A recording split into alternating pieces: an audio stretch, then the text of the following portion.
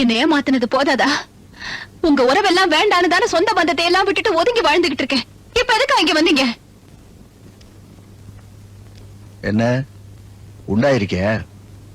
ஆனா பொண்ணான்னு டாக்டர்கிட்ட போய் ஸ்கேன் பண்ணி பாத்தியாமே? ஆம்பளை குழந்தையா இருந்தா சொத்துக்கு உரிமை கொண்டாடலாம். பாவம் பொட்ட குழந்தை, என்ன பிரயோஜனம்?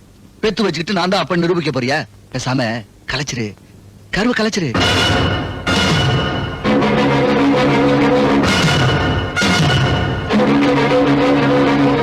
முடியாது, முடியாது. ஊர் உலகத்துக்கு தெரியாம தான் ஒரு தாலியை கட்டிட்டோமே. இவளால என்ன செய்ய முடியும் நினைச்சுதானே இப்படி எல்லாம் பேசுறீங்க? ஓஹோ, உரிமை கொண்டாடுறதுக்கு இது ஒண்ணு இருக்கோ?